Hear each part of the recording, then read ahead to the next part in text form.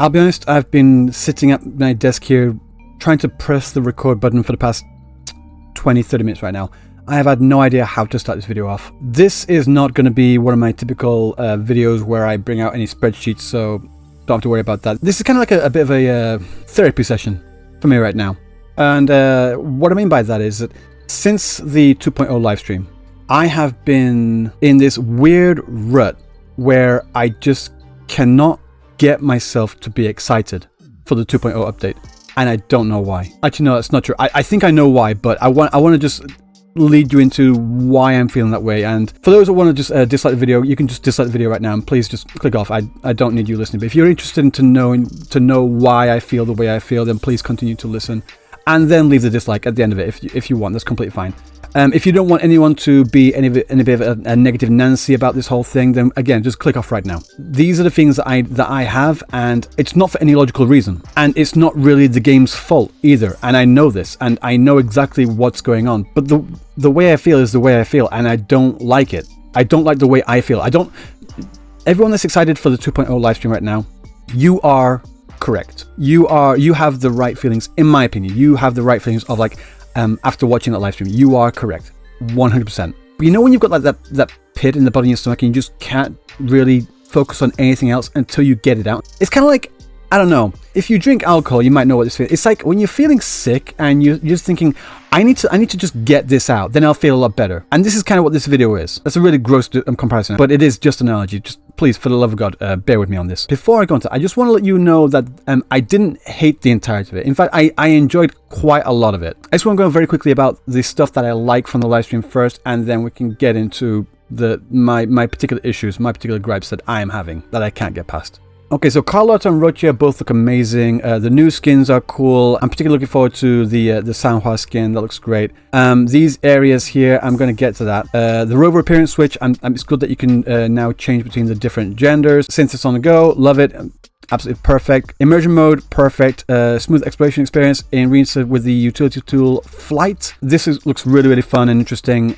I've heard that it might be region locked or it might not be. I don't know. If it is region locked, I actually do not mind that at all. I think that makes a lot of sense. Like this new area, this new region has been designed with the express intention of people flying around in it, whereas the other area, Jinzhou, doesn't really have much in the way of that. So maybe around Mount Firmament where you can jump off the dragon's head. But if it is region locked, I understand why. So that makes sense to me. The boss challenges, early access, fine, that's fine. Archive melodies, this is something that I had a lot of people saying that they addressed your issue, dude, about the music thing. No, what it says here, while you're in the vicinity of this tie of echo, I think this is a misspelling, a type of echo, where basically you can go to that echo and it's always at that same certain spot and you can change the music in that area, but it's not exactly what I was looking for. I wanted more of a more portable thing, like and again, an actual CD player type of gadget where I can change music at any time on the fly, whatever. So it's good that they have this option to change the music, but I want it to be more portable. So this is kind of like half addressing my issue. New resonators, have gone over that. Weapons look amazing. Cool. Co-op looks fun and interesting. This John Wick tutorial, I love John Wick, so I want to see what they're going to do with that. More pulls here. The pincer maneuver, I've heard a lot of people have problems with pincer maneuver in the current patch, so hopefully they've tweaked that to address some people's issues. And this Wuthering Exploration, this Nimbus Sanctum. I'll talk about it later. The bosses, Hecate, Sentry Construct, Lorelei, Dragon of Dirge, and all these echoes here, they all look fantastic. And what we saw of the Hecate boss battle in the co-op event, it looked really fun and interesting. So I'm looking forward to fighting against all of these.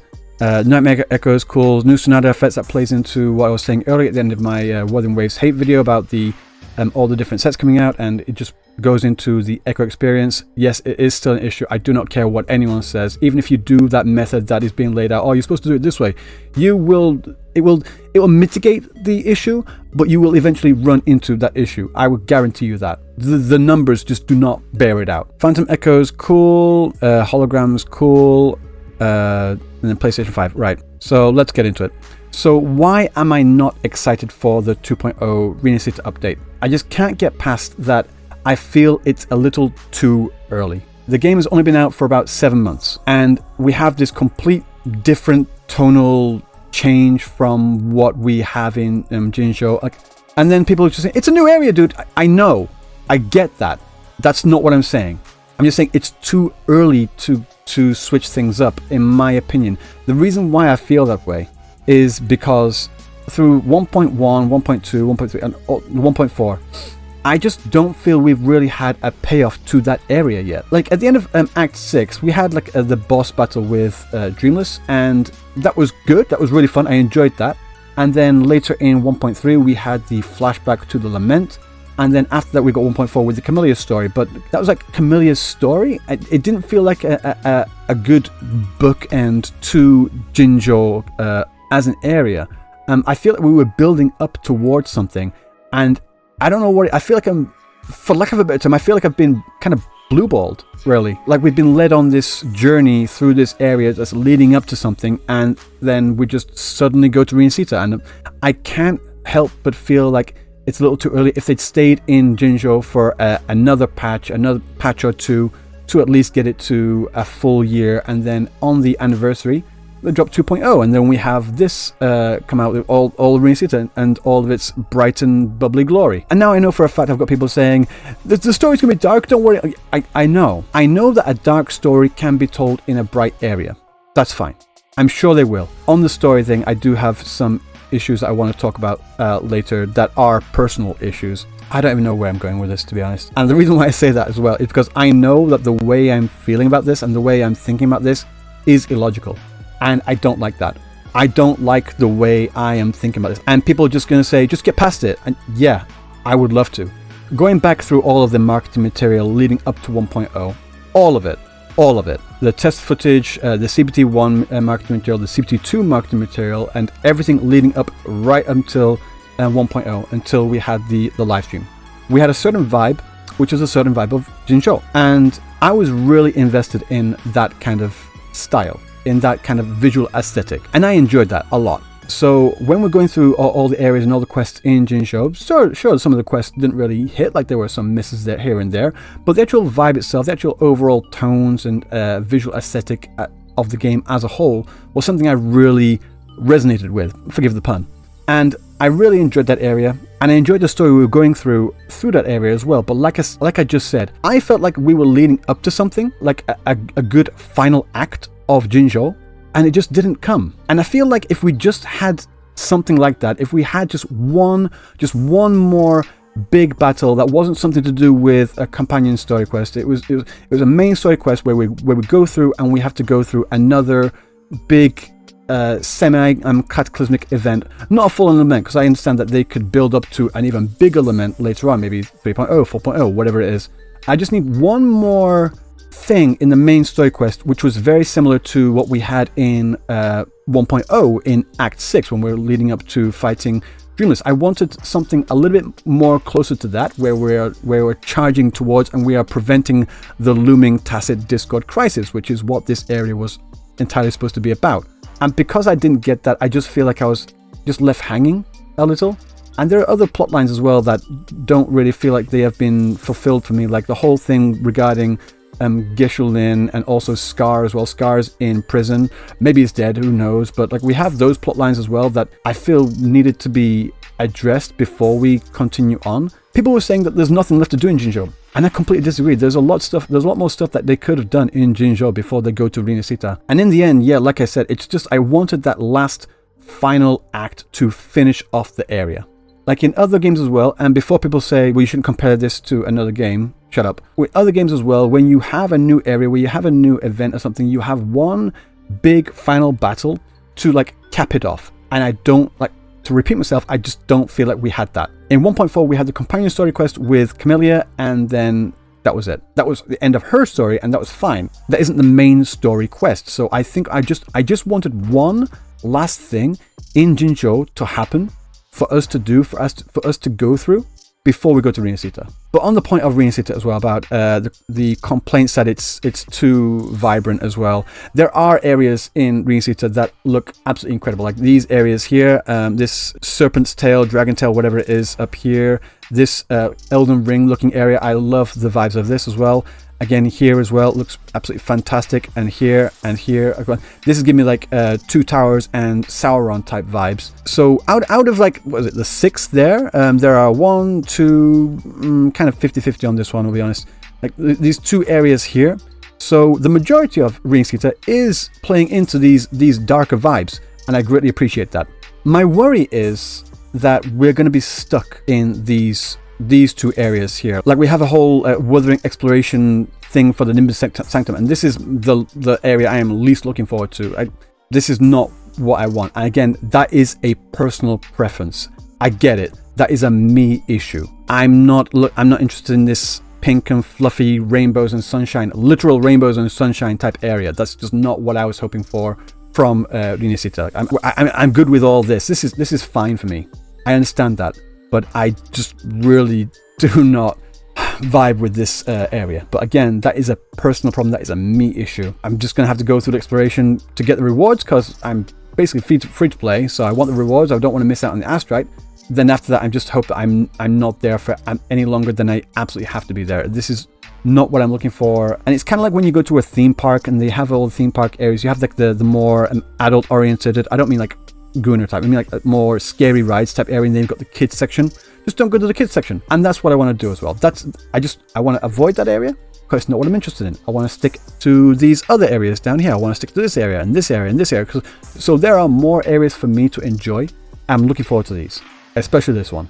But on the point of the story quest as well. In a vacuum, this storyline, the way that they showed it with also Frolova walking through the crowd and like something, she's like having some kind of effect on the echoes in the crowd as well. There's a lot of intrigue in there. There's a lot of interest in there. And in a vacuum, like by itself, it looks amazing. It looks really interesting. I want to know what's going on. I have a certain problem though. And this is a problem that I'm going to basically call PPTSD, post-Penacony traumatic stress disorder.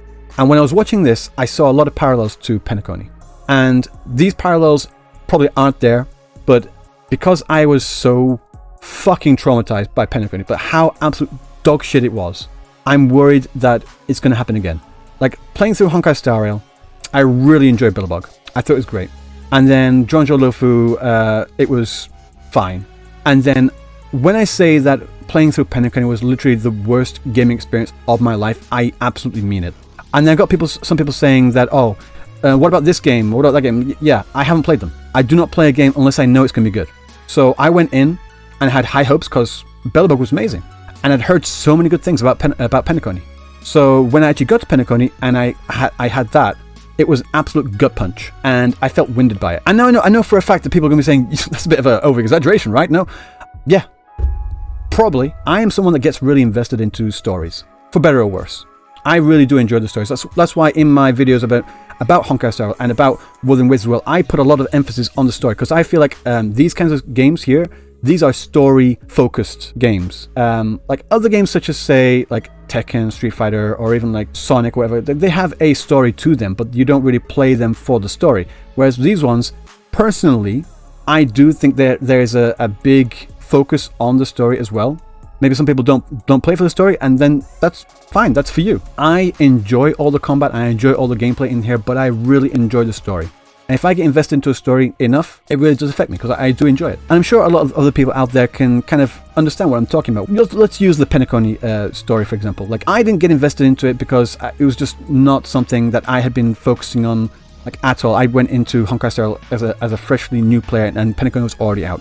Whereas a lot of other people had been looking forward to Penacony for months prior to that. So they had already had some kind of idea of what Penacony was going to be like and what the characters were going to be like, and also so they had all of this when they also had the drip marketing as well, and then they got hyped for the drip marketing, like this character looks cool, that character, this trailer looks cool, blah blah blah blah blah blah blah, and then they got really invested in the characters. So when they play through that story and they play these characters, they're a lot more heavily invested in the story and they're interested in more.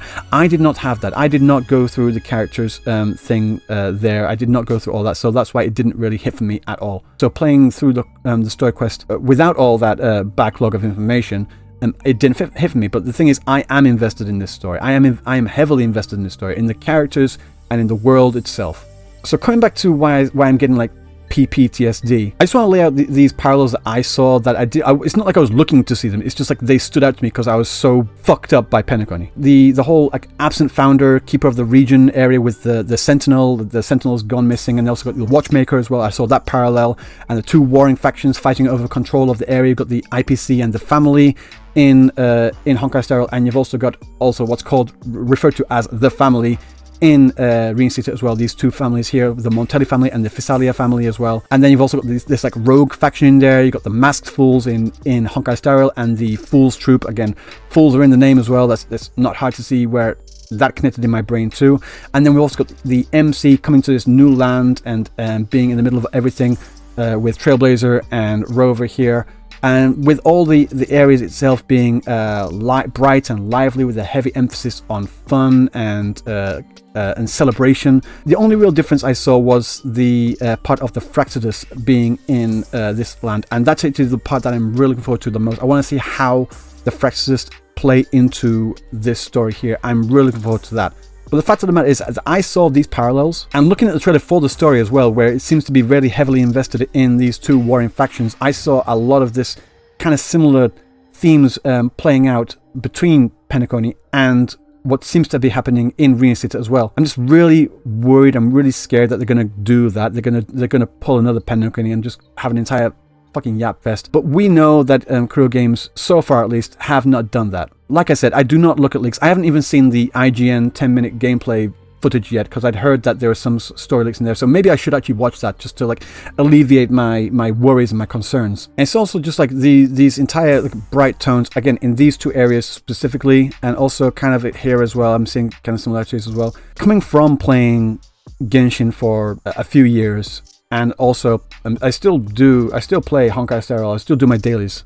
I don't do the story because fuck that. But I still play Honkai Star Rail to do my dailies and such. But at the end of the day though, I won't know until 2.0 drops. And when 2.0 drops, I will go in there, I'll do my best to ignore this nagging feeling in the back of my head. I'm actually pretty good at that, which is why I've been like trying to get past this. I do feel like I'm able to ignore and put my personal feelings aside. When I know that something is objectively true, I say this is objectively true. When I know something is subjective, like this entire video has been completely subjective. This entire video has been completely subjective about my personal opinions and my personal problems. This is a me issue, absolutely. But I will not know, and I will not have my fears alleviated until January 2nd when 2.0 drops. And when it does, I want this game to prove me fucking wrong. I want it to prove me wrong. I want it to prove everyone else that is also feeling like me as well wrong. And I have high hopes that Kuro Games can do this. If they do have a similar storyline to Penacony, I have high hopes that they will actually do that story better. So that's what it is. I have to wait for another week, just over a week until the 2.0 drops. And I want to enjoy this game to the absolute fullest. I really do. But until that point, I'm just really worried, and this is a me issue. This is completely a me issue. I feel it's a bit too quick. I don't feel we had a sufficient climax to the Jinzhou area, and I'm worried about the parallels I'm seeing between this and Penacony. I have these three things. These are my three main issues, and these are all personal issues. So if you're looking forward to Rinascita, you're correct. You should. I'm looking forward to it as well. I'm looking forward to this being an absolutely fantastic patch. I want to be proven wrong. I know I'm in the minority, and I do love this game. I love the combat, I love the design style, I love the characters, and everything like that. I get it. It's just one of those things that I need to get out of my system first, which is why I'm making this video. I just need to get these feelings out there to like cleanse myself of these emotions. Because like I said, this is a personal issue that I need to get over. I want to enjoy this game. I'm sure it's going to give me a lot of fun. I'm sure I'm really going to enjoy a lot of the stuff in here as well, like the flight and flying through all these areas. I know I'm probably going to enjoy most of it, but I'm just worried. I'm just really fucking worried. So yeah, that's all I have to really say. Some people have been saying that they're getting annoyed with me being like during the live stream. They were getting annoyed with me being a bit salty when anything bright came up. I'm like, I can't help it. Everything that I say is legitimately just 100% my opinion. That's the way I feel about this. I will never change the way I feel, the way I think about things. If you see me say something, that's exactly how I feel about it. Even if I get massive on YouTube, or maybe if my channel absolutely tanks after this video, whatever. If my channel gets massive or whatever, I'll continue after this, and I get sponsors. I don't care how much the money is. I will not compromise on my opinions in any way, shape, or form. I just don't care. I say I don't care, but I'm making this entire video about my feelings and my opinions. So I care to some degree, but it's like in this one, I know for a fact that I care about the fact that I care this way, if that makes sense. Maybe it doesn't make sense, but it's like I know the way I'm feeling right now is completely twisted, and I know I'm wrong. This isn't a video in any way, shape, or form of me saying I feel this way and you should feel that way too. It's not. If anything, I want to feel more like you. I want to feel more like everyone else is feeling right now, around 80% from what I had a poll on earlier. But it's just one of those really annoying things, you know? So we'll just have to see. I will continue to make content. I will continue to cover this game because I do love this game. I am looking forward to 2.0. And the thing I'm looking forward to the most is just finally just finding out. I'm not looking at leaks, but I want to find out how they're going to present this new area to me. And I want to be proven completely fucking wrong. That is the one thing I want the most. Again, sorry for the rambling. This is not a scripted video. This is just completely on the fly. I don't even know how I would have scripted this video in the first place. So yeah, if you hate this video, if you hate my opinion, that dislike button is right there for you to click and just go ham on. Tell all your friends to dislike it as well. I don't really care. But that's just the way I feel. And like I said, I am looking forward to 2.0 because I just need to find out. I just need to find out. So yeah, that's all I have to really say. So until next time, I will see you in the next video. Peace.